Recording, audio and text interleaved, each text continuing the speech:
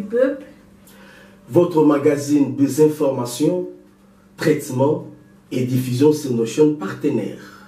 Info du peuple, c'est aussi la couverture médiatique, annonces et publicité de vos produits et vos entreprises.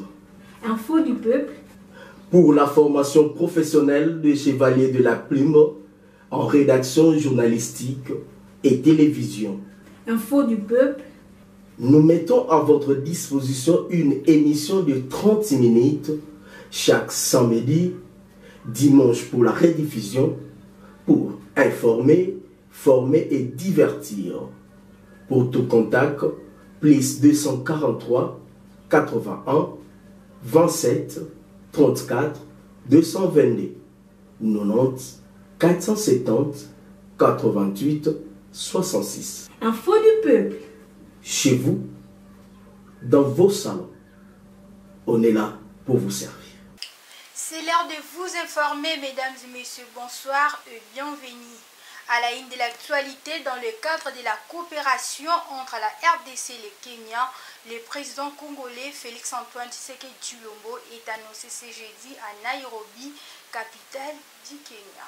Des collaborations très importantes sont prévues à vive voix entre les deux présidents, notamment la signature du traité d'adhésion de la RDC à la communauté économique de l'Afrique de l'Est. Dans sa délégation, le chef de l'État congolais est accompagné du vice-premier ministre, ministre des Affaires étrangères, Christophe Lutundula, du ministre de l'Agriculture et de la Pêche et Élevage, Désiré Nzinga et Adrien Bokele. Ces deux membres du gouvernement vont signer vendredi 8 avril un accord de coopération dans l'agriculture entre Nairobi et Kinshasa.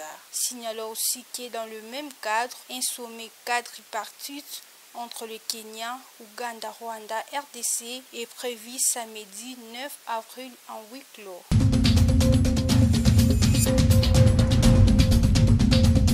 C'est dans ce contexte que le ministre des Hydrocarbures et son collègue de Finances assisté de celui de la Communication au cours d'une conférence de presse à ce jour portant essentiellement sur le punaise, question de carburant qui a secoué la capitale depuis la soirée du dimanche 3 avril, Teni a coupé court à la rumeur faisant état de la rupture des stocks, mais aussi évoquer les enjeux et les stratégies envisagées par le gouvernement sur ces dossiers. Didier Boudimbu, patron du secteur, a d'abord rassuré l'opinion qu'il n'y a pas de rupture des stocks, mais plutôt un problème technique survenu au niveau de la CEP concernant la distribution de carburant au niveau des stations, situation revenue déjà à la normale. Par ailleurs, il a indiqué qu'ensuite du conflit Russie-Ukraine, la RDC dispose d'un stock d'approvisionnement d'au moins 3 mois et continuera toujours à passer des commandes au fur et à mesure pour ne pas rester vide.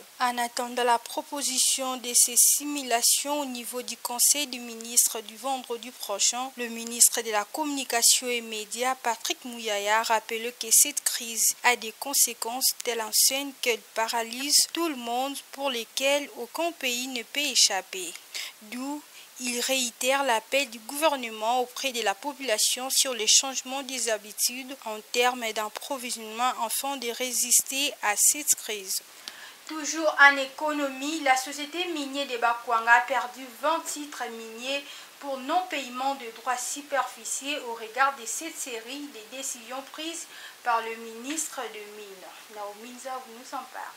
Au terme des arrêtés de l'échéance dont le copies sont parvenus dans la rédaction du magazine Info du Peuple, l'essentiel du polygone minier, soit une superficie de 45 km², a été retiré à la MIBA, une grande perte pour cette entreprise du portefeuille de l'État qui voit s'en aller le massif 1. L'un des jugements de plus importants de la MIBA, il constitue à lui seul 615% des réserves de vente diamants. Claude Ignacy-Loa, lanceur d'alerte et ancien consulteur de la MIBA. C'est effectivement une hécatombe, une catastrophe qui vient d'arriver, juste une mauvaise gestion, un cheminement d'actes mafieux où nous en arrivons maintenant à une perte totale où la MIBA perd son polygone minier qui se trouve être le centre névralgique de ses activités minières, malheureusement. Plusieurs sources affirment que la MIBA doit 4 millions de dollars américains de 3 superficies au cadastre minier. Pour ce lanceur d'alerte, il se pose là un sérieux problème de gouvernance au sein de ces sociétés. La MIBA n'existe plus que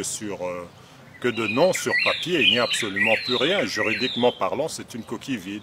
Nous avions eu à tirer à plusieurs reprises la sonnette d'alarme en demandant à ce que le gouvernement de la République puisse s'investir afin qu'il puisse y avoir un audit mené par un cabinet international qui puisse venir établir les responsabilités des uns et des autres. Parce que là, nous avons vraiment, mais alors là, vraiment une gouvernance mafieuse qui a pris forme depuis des années, systémique. Avec cela, le cabinet d'audit tel que KPMG, par exemple, qui audite aussi la Banque centrale du Congo, se pourra maintenant d'aller en profondeur et voir du côté des ressources administratives, techniques, financières, sécuritaires ainsi que juridiques de la MIBA pour voir maintenant de quelle manière on peut la relancer de manière efficiente. La MIBA n'a pas perdu que le jugement diamatufère, mais aussi ceux d'or, de cuivre et de Miguel Grone éparpillés dans l'espace Grand Kassai.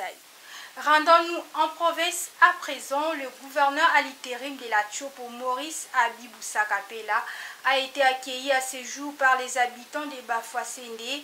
Le chef de l'exécutif provincial s'élance déjà dans la mobilisation et la sensibilisation pour la réussite et l'appropriation du programme des chefs d'État. Une adresse tant attendue par les habitants de Bafouassende, fiers d'accueillir le gouverneur de province. Plusieurs habitants du coin viennent massivement écouter toute oreille et attention soutenue le chef de l'exécutif provincial, Maurice Abiboussa Kapela, qui s'élance déjà dans la mobilisation et la sensibilisation pour la réussite et l'appropriation du programme du chef de l'État pour le développement des 145 territoires de la République démocratique du Congo. Et c'est ça même le motif.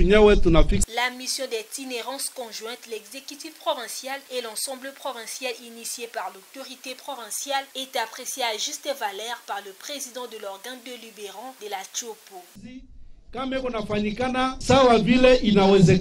jeu de questions-réponses voulu par le gouverneur vient porter de réponses à plusieurs préoccupations des habitants de Bafouassende qui s'expriment sans tabou et avec toute détermination devant le chef de l'exécutif provincial, le président de l'ensemble provincial ainsi que tout le membre du comité provincial sécurité. C'est donc une population satisfaite qui applaudit l'itinérance conjointe et souhaite une occasion ne soit la dernière. La princesse de Bayeke, c'est une dignité, son pouvoir est du vent. Ce n'est pas un pouvoir qui vient des hommes. Un politicien du Grand Kassai monte au créneau pour dire de faire attention. On nous dit la vérité, on ne nous injurie pas. Il y a un proverbe qui dit ça veut dire que si on nous dit la vérité sur ce que nous sommes, hein, cela ne nous enlève pas la possibilité d'être de frères. La princesse de Bayeke, c'est une dignité. Son pouvoir est divin. Ce n'est pas un pouvoir qui vient des hommes. Il faut qu'on fasse très attention. On ne doit pas créer des problèmes au chef de l'État. Parce que quand on s'attaque au Bayeke, demain, on va s'attaquer. Déjà, on s'est attaqué au Kambelembere là-bas, on va s'attaquer à quelqu'un d'autre, on va s'attaquer à quelqu'un d'autre. Donc, en ce moment-là, il n'y aura pas de paix dans le pays. Les jeunes hommes, mesdames, est-ce que son parti peut s'installer au Katanga? Est-ce que vous avez appris ce qui s'est passé au Katanga? Vous avez appris ce qui s'est passé dans la commune de la Kenya, hein? Donc, ces choses-là viennent pourquoi? C'est parce qu'il y a des personnes qui sont en train de les juger.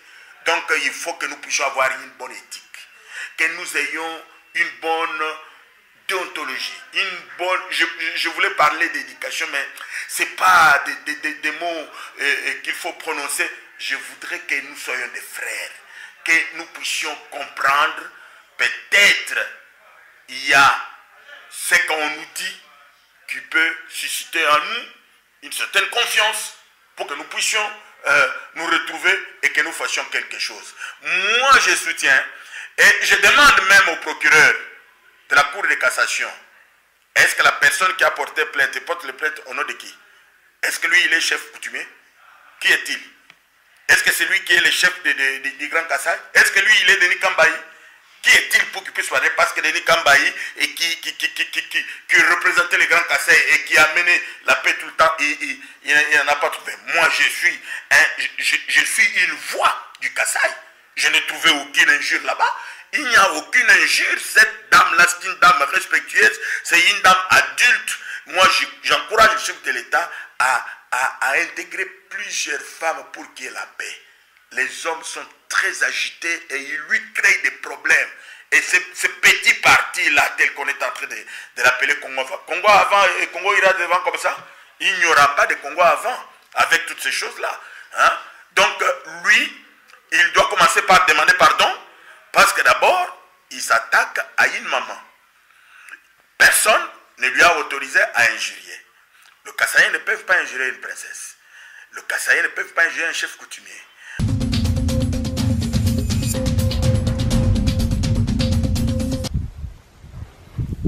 Comme nous ne cessons de le dire à tout moment, certaines personnes croient que le M23, nous sommes des ventes en guerre. Nullement. Nous ne sommes pas des ventes en guerre. Nous avons signé le vendredi 1er avril 2022 les cessez-le-feu unilatéral. C'était pourquoi? C'était pour permettre au gouvernement d'amorcer le dialogue, en fait de trouver l'issue pacifique de la crise. Mais nous sommes éberlués de voir encore le FRDC se sont réunis, sont coalisés avec le FDLR et les Nyatura. Ils sont venus nous attaquer. Et nous avons riposté vigoureusement au fait. Je le dis bien, nous avons riposté vigoureusement. Les FRDC sont en débandade. Ils ont jeté pêle-mêle leurs fusils, leurs munitions. Ils ont jeté. Donc ils ont pris ce que nous appelons la poudre d'escampette comme des vulgaires civils. Ils ont fui, ils sont en débandade. Quant à nous, nous allons continuer toujours de nous défendre. Et nous allons nous défendre valablement. Nous voulons la paix. Nous voulons vraiment la paix. Nous avons signé le cessez-le-feu afin qu'il y ait la paix. Mais ils n'ont pas voulu. Ils ont préféré la guerre. Alors nous les avons répondu farouchement. Je pense, dès qu'ils vont persister toujours de revenir avec de tels comportements, nous allons continuer de riposter vigoureusement. C'est le major Willingo, ma porte-parole de l'armée révolutionnaire congolaise. Je vous remercie. Info du peuple. Votre magazine des informations, traitement et diffusion sur nos chaînes partenaires. Info du peuple. C'est aussi la couverture médiatique, annonces et publicité de vos produits et vos entreprises. Info du peuple. Pour la formation professionnelle des chevaliers de la plume en rédaction journalistique et télévision. Info du peuple.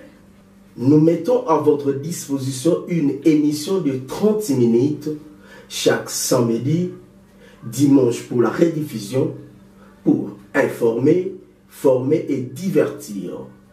Pour tout contact, plus 243 81 27 34 222 90 470 88 66. Info du peuple.